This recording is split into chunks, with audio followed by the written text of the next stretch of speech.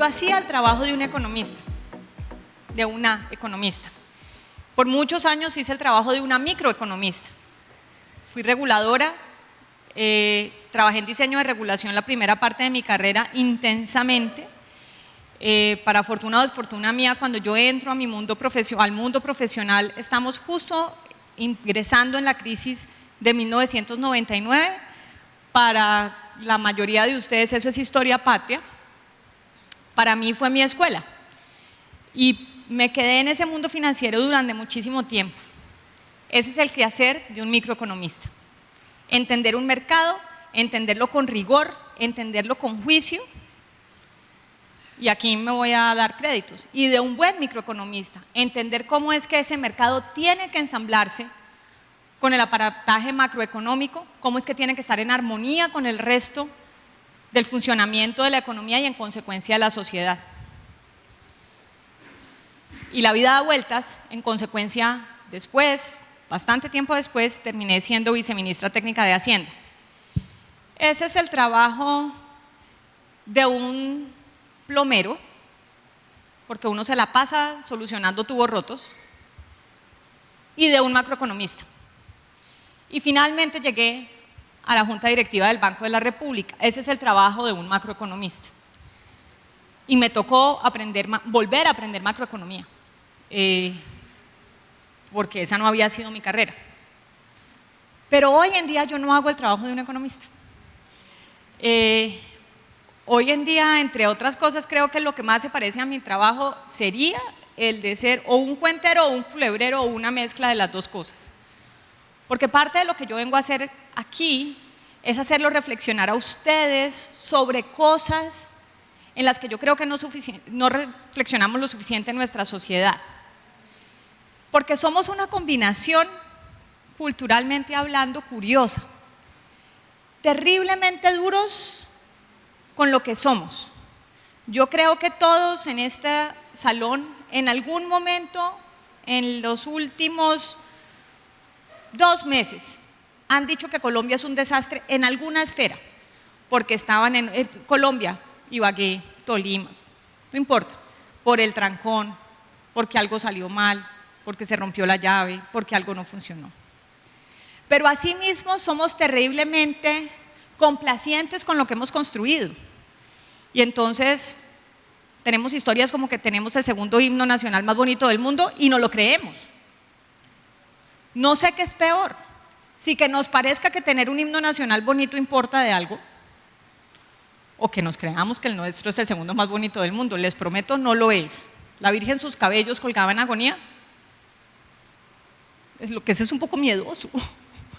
Esas caras es porque ninguno se ha leído todas las estrofas del himno nacional, ¿de verdad? Ahora que lleguen a la casa todos, de tarea.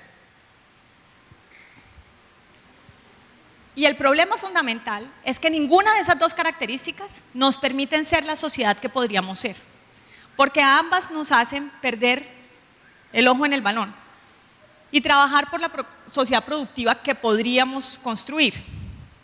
Esta charla en particular habla sobre la confianza, porque ese fue el tema que en el Informe Nacional de Competitividad 2023-2024 decidimos iba a ser el tema central que iba a permear toda la construcción del informe. Y decidimos que iba a ser la confianza. Algunos de ustedes sabrán, algunos de ustedes no sabrán, pero fue el tema central de la conferencia del Foro Económico Mundial en Davos en enero. Esta decisión nosotros la tomamos en noviembre de 2022. No recientemente, ni siquiera el año pasado, en noviembre de 2022. ¿Por qué? Fue el tema de Davos y les prometo que 2 de cada 5 conferencias que vayan a ver a lo largo de este año se van a llamar La Confianza y tú y yo, La Confianza y tiene un amigo, La Confianza, todo.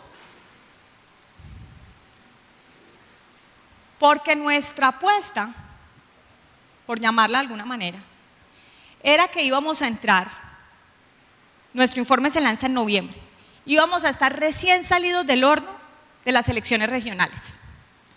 El país iba a ir a las urnas con una sensación de urgencia democrática, con la que normalmente no asiste a las elecciones regionales. Esa no ha sido la historia de Colombia en general. y que íbamos a salir de las elecciones regionales con la sensación de que iba a haber una cosa victoriosa y una cosa derrotada. Porque ese es el equilibrio democrático en el que vivimos hoy en día. Hoy en día vivimos en un equilibrio democrático en Colombia y en el resto del mundo, donde de alguna manera todo lo hemos llevado al extremo. No tenemos discursos tranquilos, no escuchamos ningún razonamiento ajeno al nuestro, nos conectamos emocionalmente con impulsos muchísimo más breves y más cortos de los que ustedes son protagonistas. Y nosotros tenemos que aprender a hacerlo, porque ustedes se informan viendo Instagram y TikTok. Se comunican con Snapchat, que uno ni siquiera puede volver a mirar a ver qué fue lo que pasó. Viven en un estado de inmediatez totalmente distinto al que vivió nuestra generación. Leer cómo son las emociones que los emocionan, perdónenme las redundancias a ustedes, es parte de la tarea del tránsito democrático en el que estamos y no lo estamos haciendo del todo bien. Y entonces nos encontramos cada vez más con una crisis de malestares. Una población joven que siente que la población que está en el liderazgo no la entiende, no la lee y no la representa. Una población mayor que los mira a ustedes y dice: no los entiendo, no los leo y no me representan, no entiendo nada. Llegan a trabajar, a los 3 meses se quieren ir, se la pasan viendo un celular y un montón de críticas que lo que hace es que no estamos siendo capaces de vernos. Tampoco estamos siendo capaces de vernos cuando hablamos no solo de diferencias generacionales, sino de diferencias políticas, de las cosas que queremos y de las cosas que creemos, o más importante, de cómo creemos que se deben lograr las cosas que queremos. Todo eso es una crisis de confianza, solamente que esa crisis de confianza en la que el mundo está llegando más o menos al tiempo, porque esta crisis de representatividad democrática no está ocurriendo en Colombia. Las elecciones gringas parecen un reality. Uno de mis podcasts favoritos es el podcast que todos los días saca el New York Times, que se llama El Daily. El Daily de la semana pasada, quizás jueves o viernes, algo así era, ¿de dónde va a sacar la plata Donald Trump para pagar todas las multas que le han pagado porque está condenado en firme por mentir en los estados financieros de su empresa? Eso es una cosa que en la historia de la humanidad desarrollada no tiene precedentes. Para ustedes se va a volver paisaje, para nosotros es como, ¿cómo puede ser posible que esto esté pasando? La historia al revés, eso pasaba en nosotros, los países del sur, que teníamos menos hábitos de orden institucional. En consecuencia de esto de que les hablo, lo estamos viviendo todos. Es una crisis de cómo se toman las decisiones en democracia y hace que el diseño de política pública sea muchísimo más retador que lo que fue por el término de mi vida profesional hasta hoy. Y hace que nosotros en Latinoamérica, no solo en Colombia, arranquemos esta discusión muy por debajo de donde la arranca el resto del mundo. En esta gráfica vemos un índice de confianza generalizada para los países de la OCDE sin América Latina, es decir, sin México, Chile y Colombia. Y como se dan cuenta, ellos van por un lado. Este es el mundo, lo que quiere decir que hay unos que jalamos lo suficientemente para abajo para que el mundo se vuelva de fucsia a verde. Y esta es América Latina y el Caribe, que tuvimos un pico positivo, pero luego hemos caído lentamente en un hábito de desconfianza. No es la confianza un tema típico que hablar en charlas de economía y tampoco de competitividad. Pero en esa evaluación inicial, donde dijimos vamos a estar saliendo de elecciones, este país va a estar con el pelo parado. Y yo aquí no represento nada, ni un partido, ni otro, ni una tendencia ideológica, ni otra. Sencillamente va a estar con el pelo parado, como en efecto estamos. Todos los días estamos en una pugna constante. Y ese en este momento es el hábito. La pugna consume enormes recursos de energía. ¿Ustedes han peleado con sus parejas? Pues todos sí, ¿no? El que no ha tenido pareja. Quita energía como el demonio. Bueno, Esta pugna social en la que todo el día estamos diciendo, acusándonos, sospechándonos, etcétera, quita energía como el demonio, energía que no estamos dedicando a producir. Y cuando miramos si esa energía es necesaria, pues lo que nos encontramos es que en efecto, cuando miramos un índice de confianza, en este caso interpersonal, que va de 0 a 100, hay una tendencia a que venga acompañada, no estoy hablando de que cause, sino de que venga acompañada con un mayor ingreso per cápita. Este hábito nuestro de ser desconfiados, este hábito nuestro de ser la raya naranja, que no es solo colombiano, es costoso en calidad de vida. Es costoso la idea de siempre estarnos sospechando, que recientemente se ha incrementado y se ha extrapolado al mundo político, pero que en el caso cultural colombiano en particular es moneda de cambio desde que nacimos. El hábito de educación en nuestro país es la desconfianza. Es desconfiar, es no creer, es pedir. Cuando yo llegué a estudiar a Nueva York, yo iba con la beca del Banco de la República y lo que tenía en mi bolsillo era un cheque del Banco de la República. Ese era todo mi capital. Y resulta que allá hay una figura que es como el intermediario, el broker, y el broker cuesta un ojo de la cara. Entonces el broker me estaba cobrando un mes adelantado y un mes final y un montón de plata, tal que a mí me iba a tocar entregarle los 3 meses de la beca del Banco de la República al broker. A un señor que yo no había visto en mi vida, que se llamaba Paul Palushaj, que venía como de Rumania. Era invierno, eran las 4:30 de la tarde, entonces me dice, ven, vamos a firmar los papeles en mi oficina. Y se mete en el Central Park, a las 4:30 de la tarde en diciembre, es de noche. Yo me alcancé a imaginar 5 veces en cuántos pedacitos me iba a dejar despernacada en el Parque Central. ¿Dónde me iba a tener que ir a recoger mi mamá? Porque yo estaba absolutamente convencida que este señor me iba a matar. No me mató, le entregué el cheque y me fui.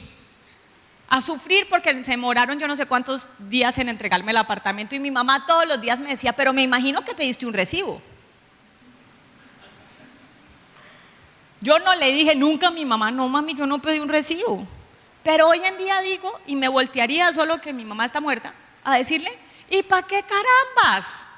¿Qué voy a ganar con el recibo? Ese recibo es oponible ante quién. Pero es el hábito nuestro de pensar que porque te di una factura algo, que te voy a poder demandar, que te voy a poder exigir. En realidad el mejor negocio fue el mío. Yo le entregué el cheque al señor Paul Palushaj. Y un mes más tarde estuve viviendo en el apartamento que me alquiló.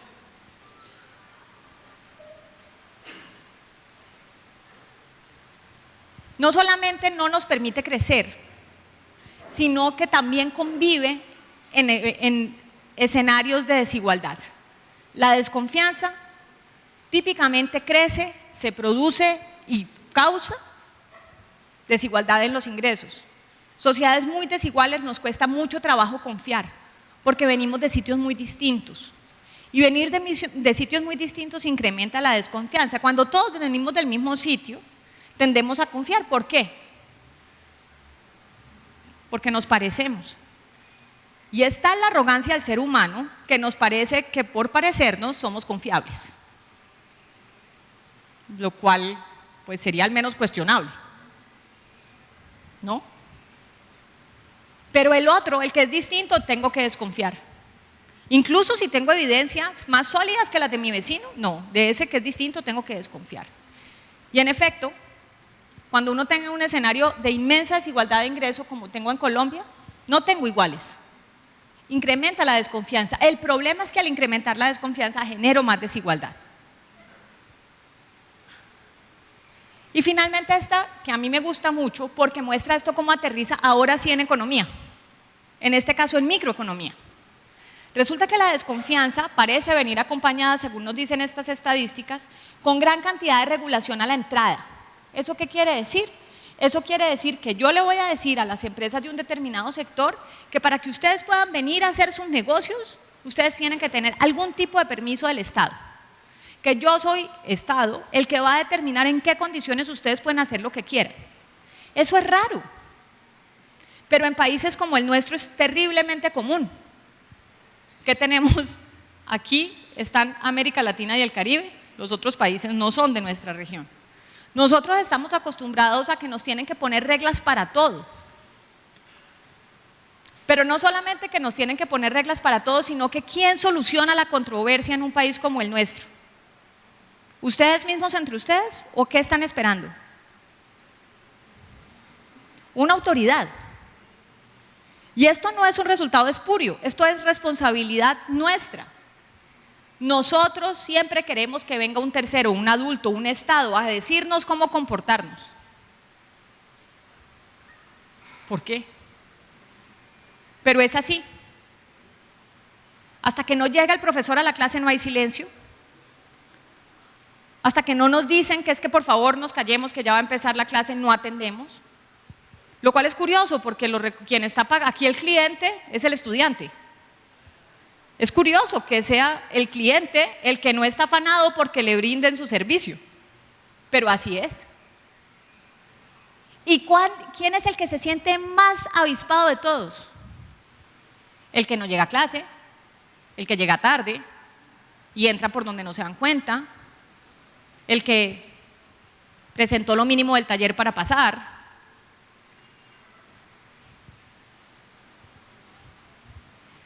Como eso es así, todo el tiempo estamos clamando por una autoridad. El problema es que esa autoridad nos hace terriblemente ineficientes en muchos casos. Porque cuando yo tengo regulación para la entrada, por definición, no tengo motor de innovación. No pueden llegar sencillamente las buenas ideas a prosperar, porque va a tener que esperar que un Estado lo apruebe. ¿Por qué? Porque nosotros como sociedad no quisimos autorregularnos, queremos delegar esto. Y lo queremos delegar sistemáticamente. Lean el periódico por un año y busquen en cualquier Google Search cuántas veces pedimos regulación, ministerios, leyes, controles, supervisiones. Todas esas cosas son manifestaciones de un fracaso nuestro como sociedad de portarnos como nos toca y como mejor nos convendría portarnos. Esta mañana estuvimos presentando este indicador que es el índice departamental de competitividad. Nosotros hacemos este índice para los 32 departamentos e incluimos a Bogotá como si Bogotá fuera un departamento, dado que es la sede del Gobierno Nacional Central. Y parte de lo que estaba tratando de ilustrar esta mañana es que otra de las formas en las que se manifiestan estas maneras de relacionarnos es que este índice, donde nosotros rankeamos a todos los departamentos, lo presentamos, vamos por las regiones presentando. ¿Cuál es la primera pregunta que a mí me hacen cuando voy a llegar con el índice o cuando sale? ¿Cómo me fue? Es más, es que es chistoso porque tengo amigos y amigas mías que me dicen, ay, vení, decime. No, yo no le digo a nadie. ¿Subimos o bajamos? En el agregado, en promedio, en el índice departamental de competitividad, Colombia saca 4,7 sobre 10. ¿Ustedes los califican sobre 10? ¿Sobre 5? Bueno, entonces sacamos 2,3. Pero muy.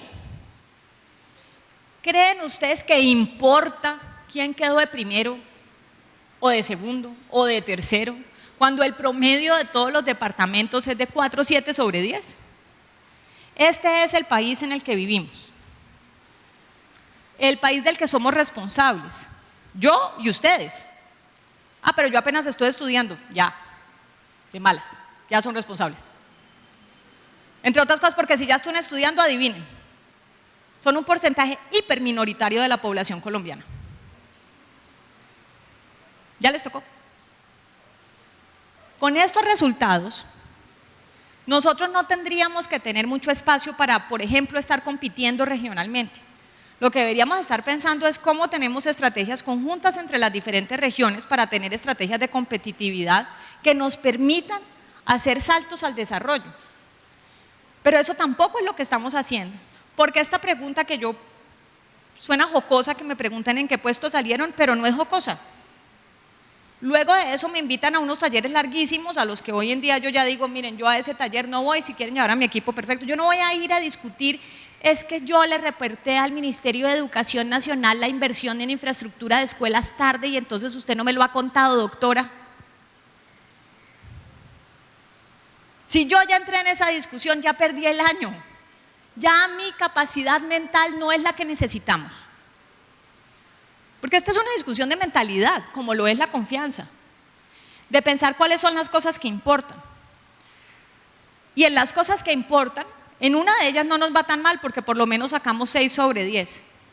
Pero 6 sobre 10 es una calificación brutalmente mala para que sea la que describe cómo estamos educando a las nuevas generaciones, a ustedes.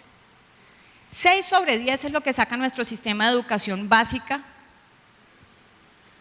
y media. En educación superior y educación para el trabajo sacamos 3.78. Y aquí ya deberían empezar a sentir que es con ustedes, porque es a ese mercado laboral el que van a salir. ¿Alguno de ustedes se ha leído el texto de la reforma laboral? Un resumen en Instagram, una foto, video, TikTok, infografía.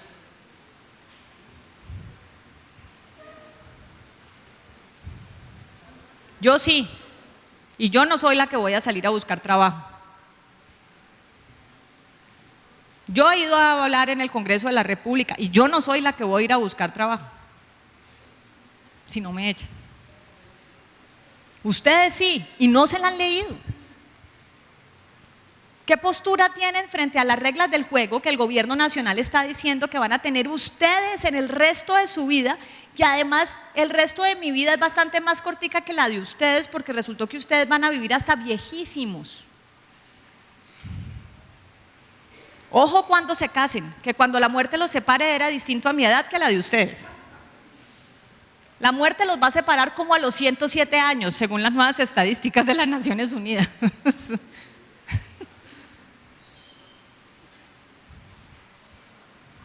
Y en ese mercado laboral van a tener que estar. ¿Saben cuántas veces van a tener que cambiar de aprendizajes? ¿Para que les rinda hasta los 107 años? Sumen, estamos en 2023, alguien que sí sepa sumar.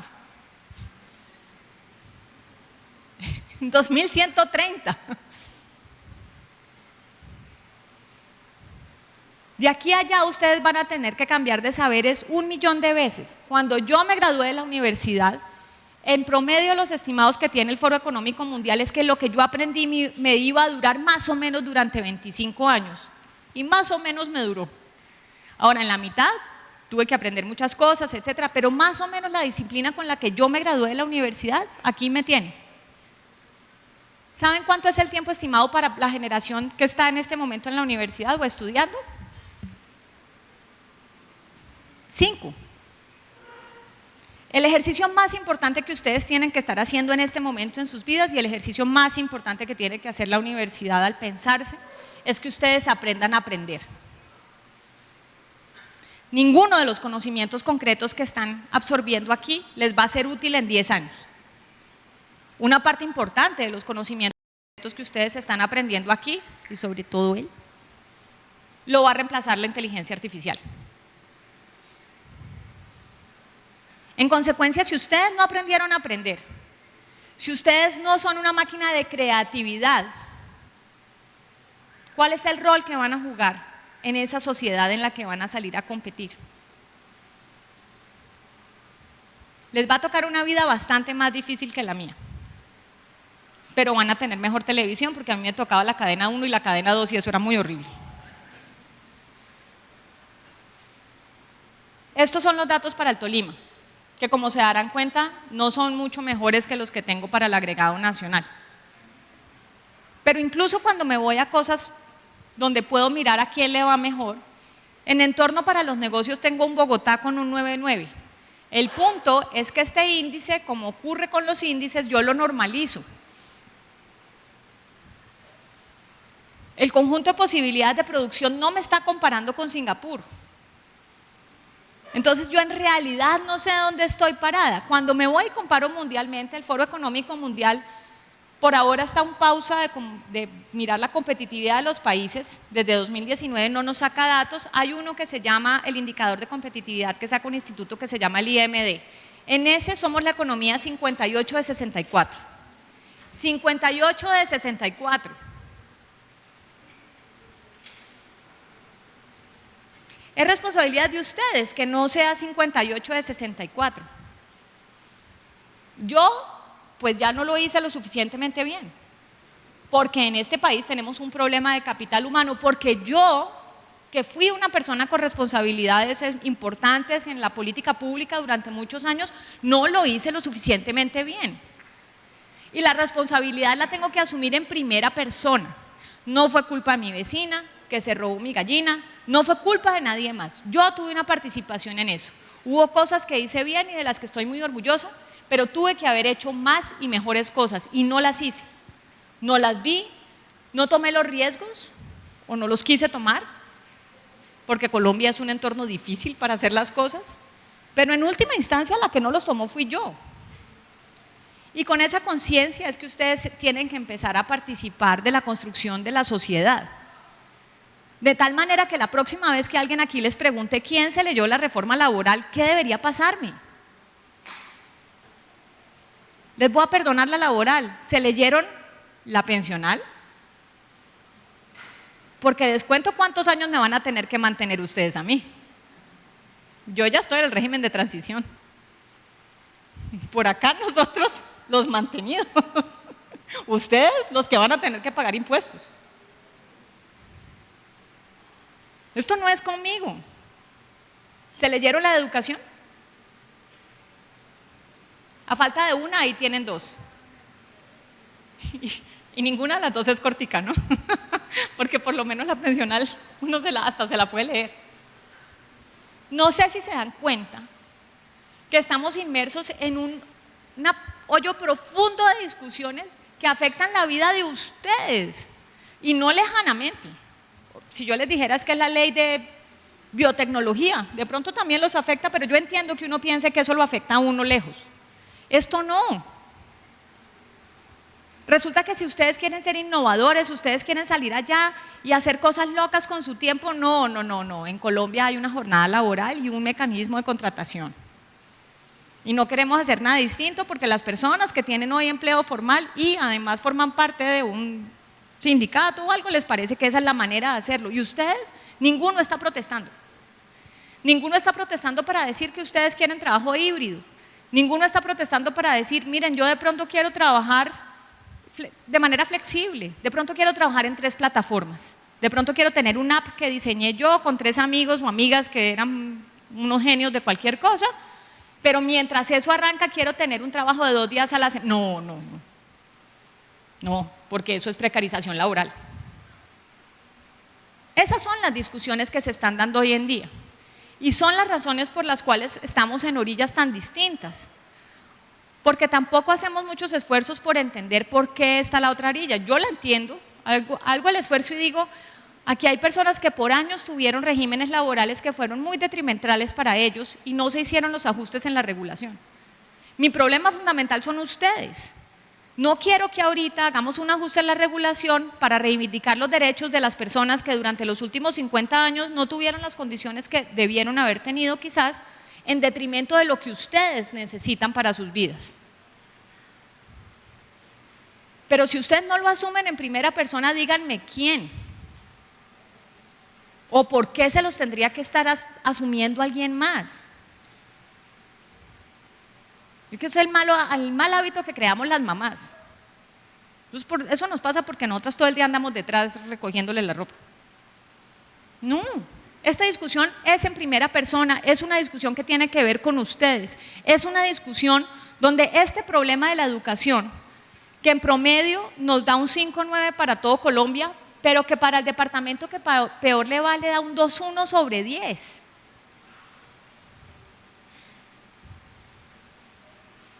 Este sistema educativo también es responsabilidad de ustedes porque resulta que del capital humano que logremos cosechar en todo el país es que este país progresa o no. No importa si aquí estamos sacando los más pilos del planeta. Resulta que acá no. Y eso también es problema nuestro. O si quieren una cosa más grave, miren este dato del Chocó. Este es el promedio durante los últimos 5 años, este ni siquiera es un dato observado, es un promedio del pilar de educación superior y formación para el trabajo. No estamos formándonos para las cosas que el sector productivo necesita. Y esto también es una discusión con ustedes. Es nuestra responsabilidad pensar en qué cosas nos encantan en la vida, pero también necesitamos pensar cómo vamos a ser productivos con ellas.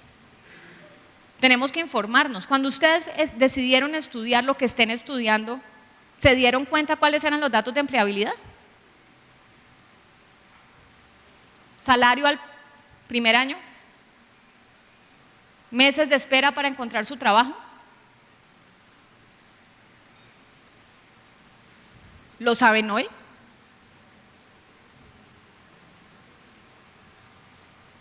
Porque los que van a salir a vérselas allá en un mundo que cada día va a estar más difícil son ustedes.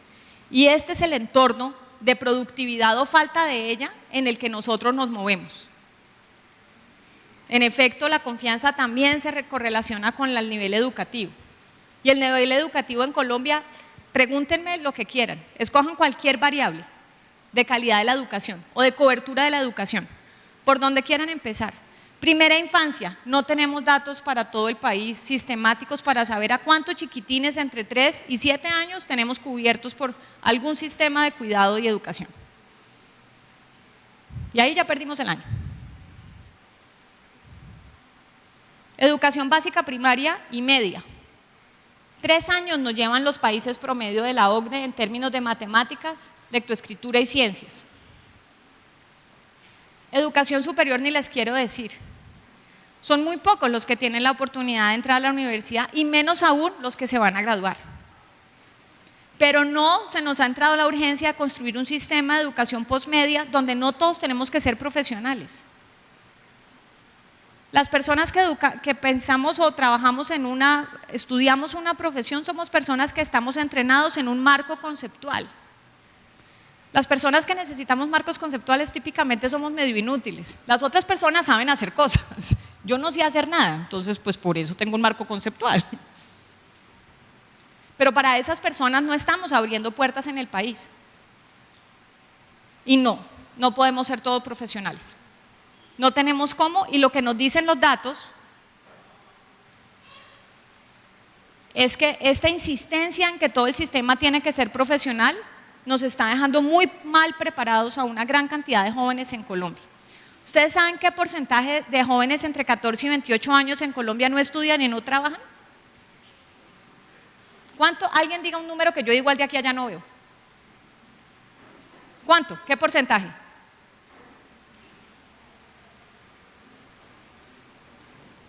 ¿Cuántos?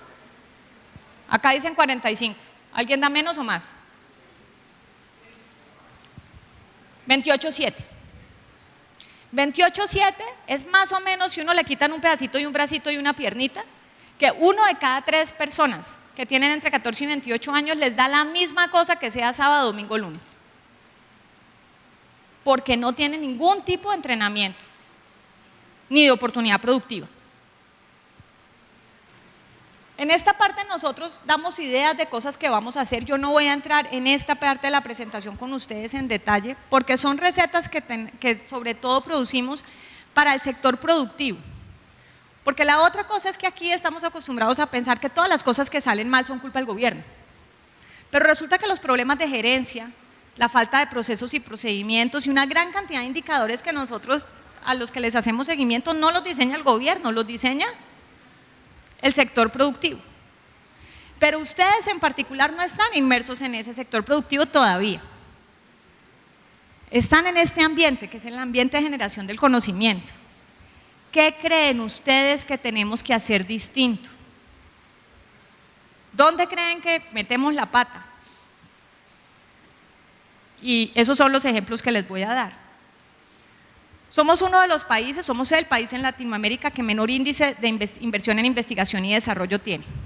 Cuando nosotros miramos cómo hacemos investigación, uno de los indicadores a los que nosotros le hacemos seguimiento es el de publicación en revistas, lo cual es muy importante para cierto tipo de entidades educativas de nivel superior, pero no para todas.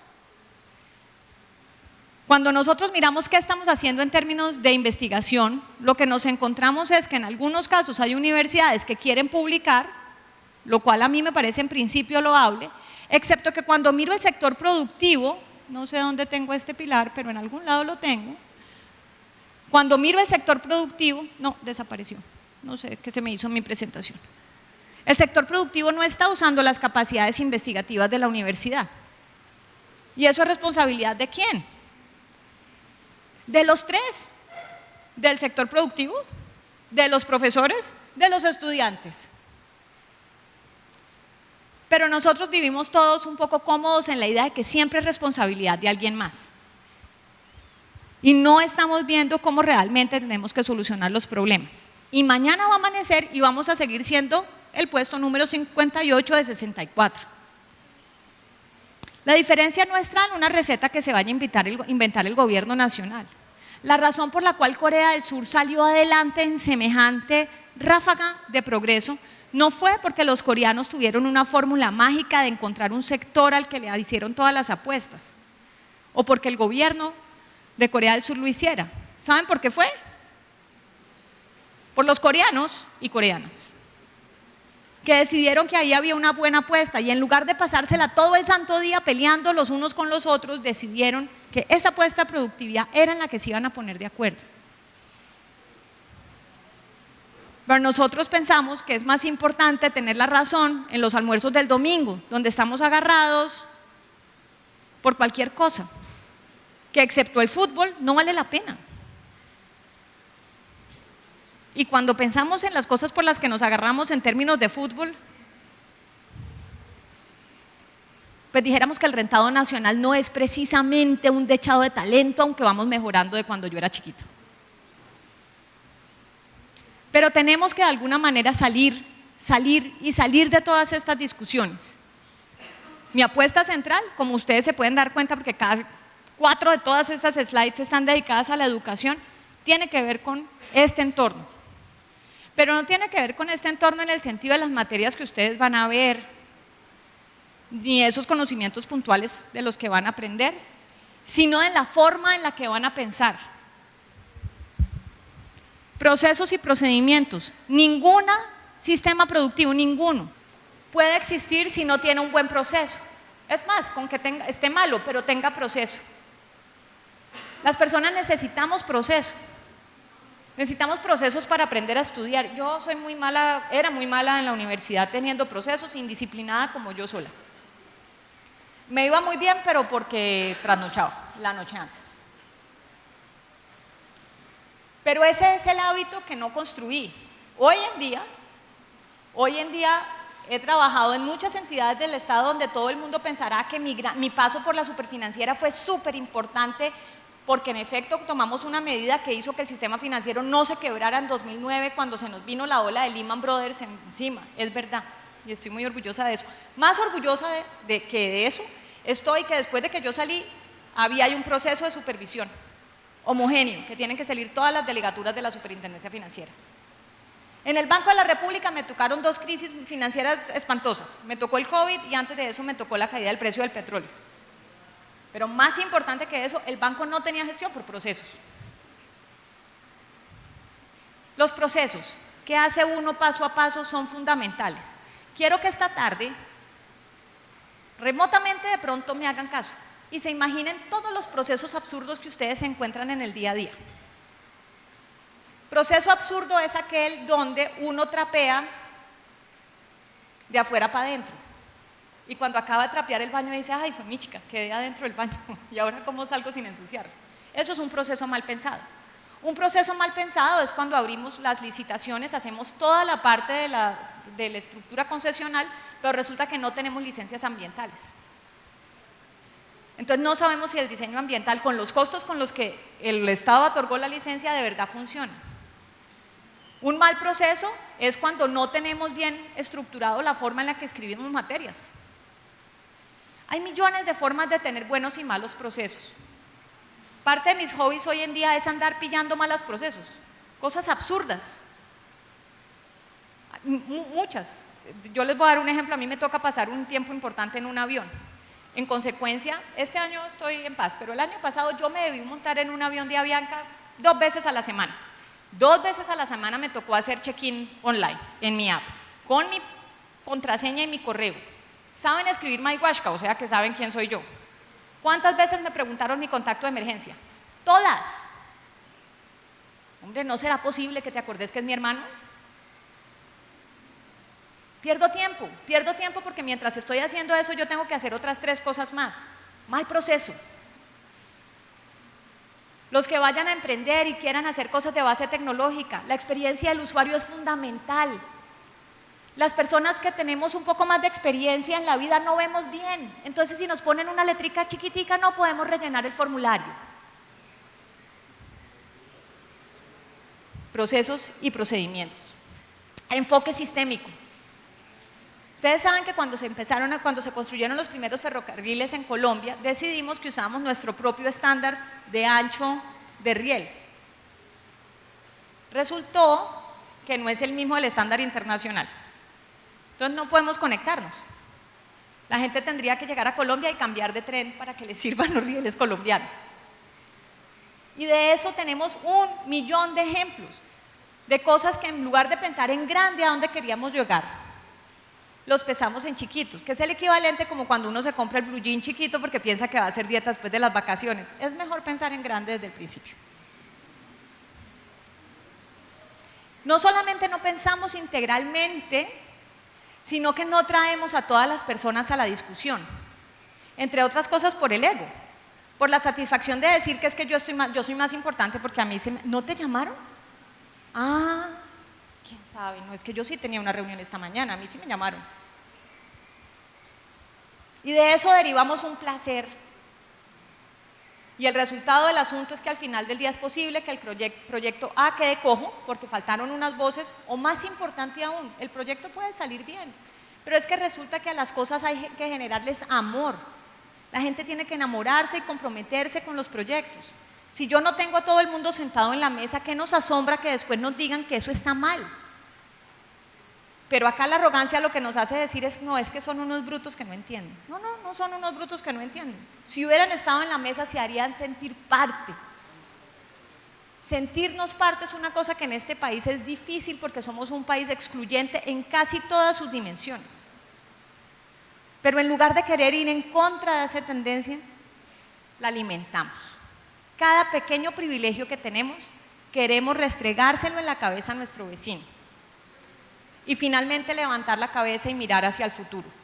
Y aquí me voy hacia adelante, perdónenme los mareo una última vez, ya no voy a insistir con buscar dónde estaba mi Publindex, a mostrarles la tendencia que debe estar aquí, demográfica de Colombia. Las personas de 65 años o más, como en términos de millones de personas, las encuentran en la raya fucsia.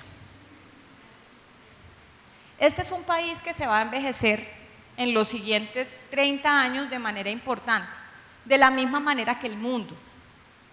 Eso cambia las condiciones de producción, cambia lo que ustedes podrían hacer en la vida. Aquí hay una oportunidad de crecimiento, de emprendimiento. ¿Cuántos se la pasan de ustedes pensando en cómo va a cambiar el mundo y cómo van a caber ustedes en el mundo que cambia? En un mundo que va a tener que aprender toda la vida, en un mundo que va a tener cada vez menos hijos, más gatos, ni siquiera perros, gatos, porque no hay que sacarlos. ¿Qué le hace al espíritu humano hablarle a un gato en lugar de a un hijo?